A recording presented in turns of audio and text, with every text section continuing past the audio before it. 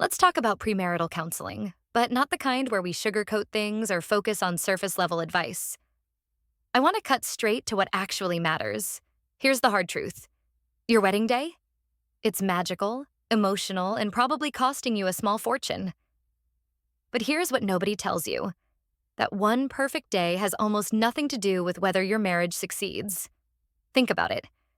You'll spend months, maybe years, planning every detail: the flowers, the dress, the venue, the playlist. But how much time are you spending preparing for the marriage itself?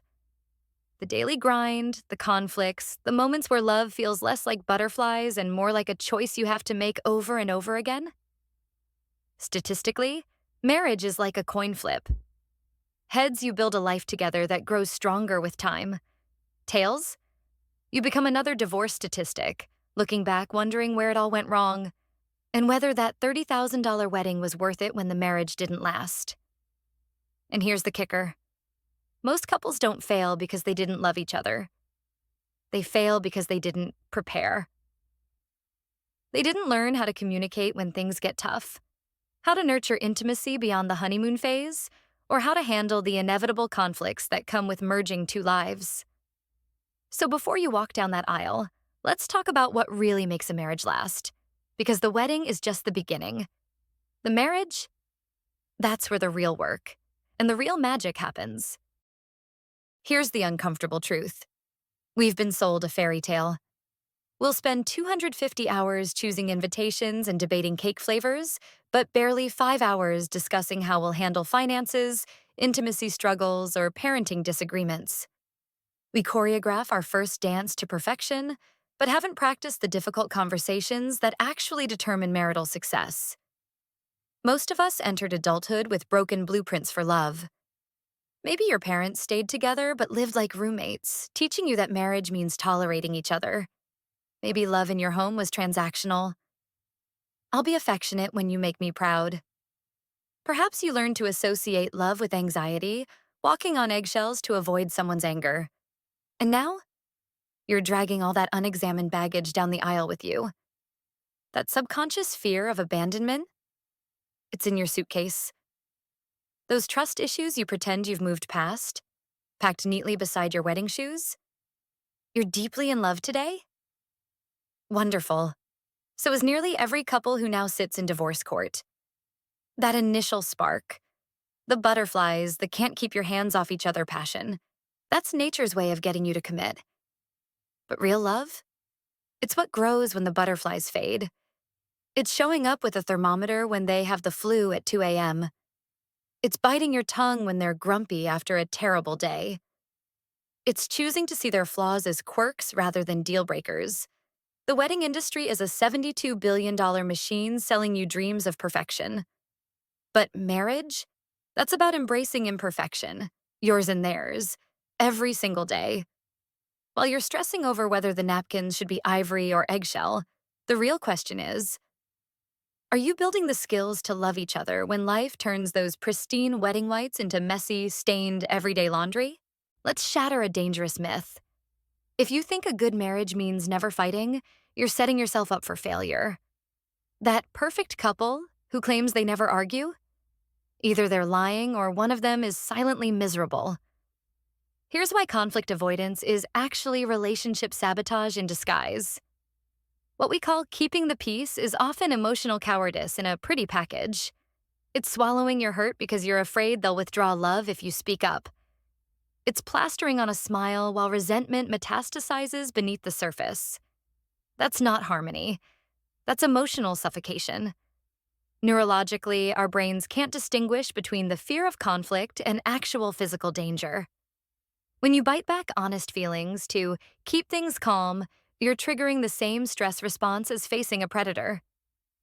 Your body stays in low-grade fight-or-flight mode, slowly eroding intimacy. The healthiest couples I know, they argue passionately, then repair thoroughly. They understand that conflict is the price of admission for true intimacy. No two humans can share a life without friction, but toxic silence is far more dangerous than heated words. At least anger shows you still care enough to engage. Real love isn't the absence of disagreements. It's developing the tools to navigate them. It's learning to say, I'm furious right now, and I still choose us. Because here's the secret. Every unresolved conflict doesn't disappear. It goes underground, mutating into passive-aggressive comments, emotional withdrawal, or, worst of all, indifference. And indifference? That's the real marriage killer. The couples who last aren't conflict-free. They're repair experts. They've created safety to say, that hurt me, without fear of retaliation. They know the magic words aren't I'm sorry, but help me understand.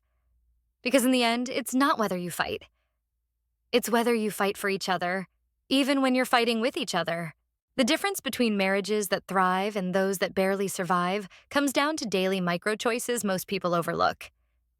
It's not about grand romantic gestures, but the quiet consistency of showing up, really showing up, day after ordinary day. Science reveals an eye-opening truth. The happiest couples maintain a 5-to-1 ratio of positive to negative interactions. That means 5 moments of connection. A knowing smile across the room, a hand squeeze when passing in the hallway, an inside joke whispered at a boring party. For every 1 moment of tension.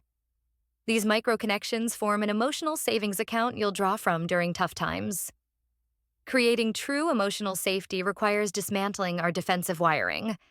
When your partner says, I felt lonely when you scrolled through your phone during dinner, the healthy response isn't, well, you're always tired when I want to talk. It's, help me understand so I can do better. This shift from defensiveness to curiosity is the bedrock of lasting intimacy. The most neglected marital superpower? Intentionality. It's scheduling check-ins like you would a business meeting. It's studying your partner's love language like it's your job. It's remembering that the person who once made your heart race still deserves your full attention, even when life gets hectic. Modern neuroscience shows that long-term couples literally sync up. Their heart rates, breathing, even brainwaves align during moments of deep connection. This isn't magic. It's the result of thousands of conscious choices to prioritize us over me. The marriages that last aren't accident survivors. They're carefully crafted works of art, built one thoughtful conversation, one repaired rupture, one I choose you again today at a time. Ultimately, marriage works when both people treat it as their most important project, not because they have to, but because they can't imagine anything more worthy of their time, energy, and devotion. It's choosing to see your partner not just as they are, but as the person they're still becoming, and committing to grow alongside them. Couples who implement even a few of these strategies create marriages that don't just survive, but actually deepen in connection and intimacy over time. The best time to start building these habits? Today, long before you think you might need them. As you stand at the threshold of marriage or reflect on the years you've already shared, remember this. Lasting love isn't discovered. It's built. Brick by brick, day by day, through ordinary moments and extraordinary challenges. The most profound truth about marriage isn't found in fairy tales or romantic comedies, but in the quiet determination to keep choosing each other. Not just when it's easy, but especially when it's hard. This isn't about perfection. It's about showing up with your whole heart, even when you're tired, even when you're frustrated, even when life pulls you in 1,000 different directions. The couples who go the distance aren't the ones who never struggle. They're the ones who learn to struggle well together. They understand that love is less about finding the right person and more about being the right partner. So as you move forward, don't just hope for a good marriage. Create one. Build it through intentional conversations, through repaired ruptures, through small daily acts of care that say, I see you and you matter. Because in the end, the greatest testament to love isn't a perfect wedding day. It's an imperfect, beautiful lifetime of choosing each other, again and again. That's the kind of love that doesn't just last. It transforms. And that, more than any ceremony or celebration, is truly worth honoring.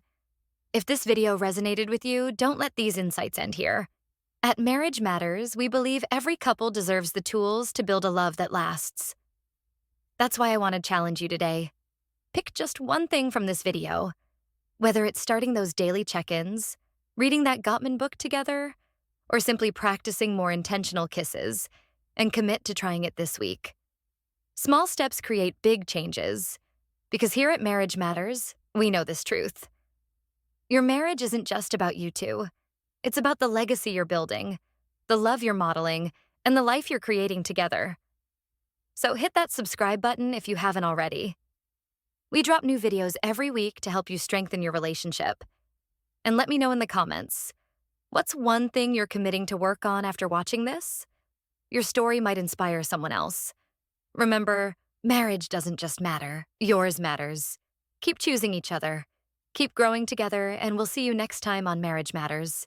Until then, love well